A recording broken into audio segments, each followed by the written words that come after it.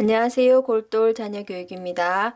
오늘은 제 아이가 20학번으로 입학한 카이스트에 대한 얘기를 좀 해보려고 합니다. 카이스트 학과 선택과 새로운 과가 생겼다고 하는데요. 카이스트 융합인재학과라고 합니다. 거기에 대해서 얘기를 해보겠습니다.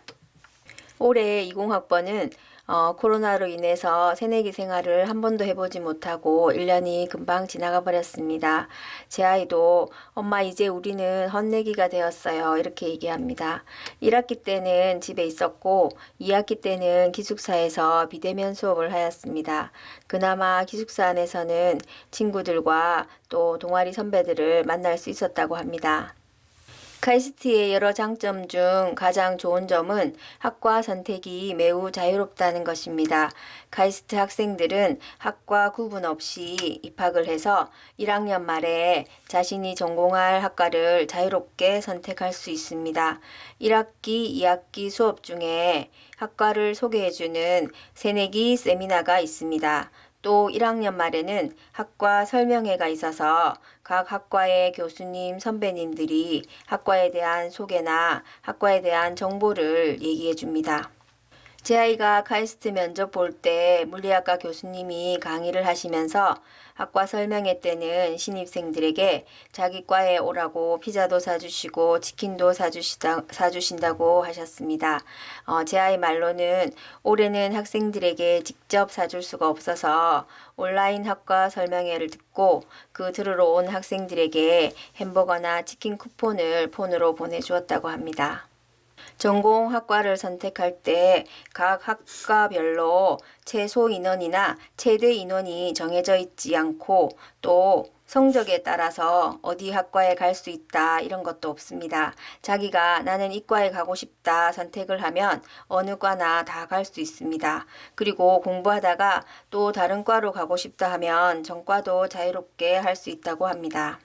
그리고 자기의 전공 외에 심화 전공, 부전공, 또 복수 전공, 자유 융합 전공 이렇게 해서 하나를 선택해서 학과를 최종적으로 결정해야 합니다. 예를 들면 수학과를 전공으로 정하고 바이오 내공학과를 부전공이나 복수 전공으로 정할 수도 있습니다. 그리고 고등학교 때 생각한 자신의 진로와 다르게 과를 정하는 친구들도 있습니다.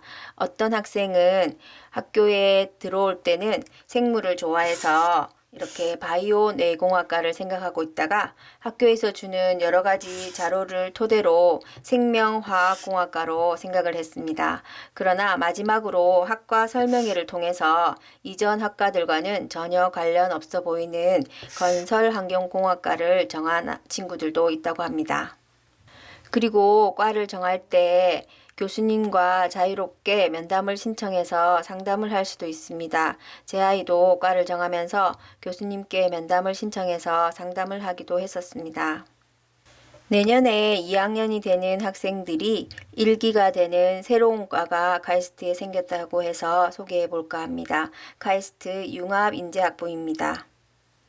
융합인재학부 학부장 교수님은 TV에서 자주 강의하시는 정재승 교수님이십니다. 이과에서는 창의적 융합인재 육성을 위한 교과 과정을 운영합니다. 첫 번째로 개인별 멘토 교수님이 있습니다. 20여 명의 융합 연구 교수님들이 학생들을 1대1로 만나서 개인 지도를 한다고 합니다. 그 학생에게 맞게 교육하고 연구 지도해 줍니다.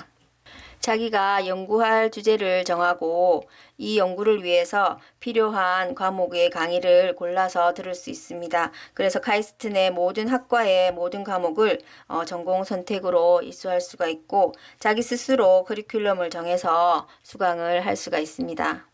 그리고 PBL 창작하고 만드는 능력을 봅니다. 프로젝트 기반 학습인데요. 공동 창작이나 개인 창작 등을 통해서 실제로 무언가를 만들어 봅니다. 성적이 아니라 포트폴리오나 추천서로 개인의 능력을 보여주고 나중에는 졸업 전시를 하게 됩니다. 그래서 배운 내용을 적용해서 결과물을 만들어내야 합니다. 그리고 전 교과목을 SU 학점으로 하게 됩니다. 학사과정 전 교과목의 성적을 이렇게 SU나 패스나 페일 이렇게 학점으로 나타냅니다. 그래서 이 학생이 학점이 얼마이냐 이런 성적을 보는 것이 아니라 졸업할 때 학생이 학교를 다니면서 뭘 연구하고 무엇을 만들었는지 학생 개인의 능력을 보는 것입니다. 성적만으로 학생의 능력을 평가하지 않습니다.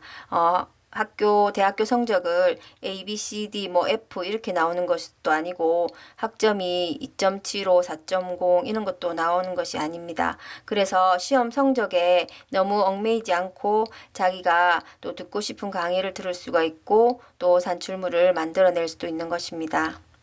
그리고 2학년부터 4학년까지 3년 동안 책을 100권을 읽어야 합니다. 책 읽는 과학자, 생각하는 공학자 이렇게 해서 우주, 자연, 인간, 사회, 또 테크놀로지, 예술 이렇게 이것에 관한 책을 100권을 읽고 토론 수업을 하고 또 서평을 적어내야 합니다. 책을 100권 읽음으로 인해서 또 삶과 세상에 대한 통찰력을 기를 수가 있을 것입니다. 마지막으로 교환학생 인턴십 과정이 있습니다. 스탠포드 대학 등 여러 대학을 해외 연수 또 교환학생으로 가게 되고요. 또 기업이나 공공기관의 인턴십으로 모두 보내준다고 합니다.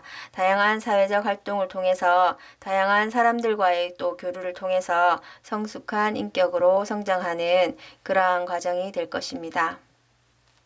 너무 좋은 과인 것 같습니다.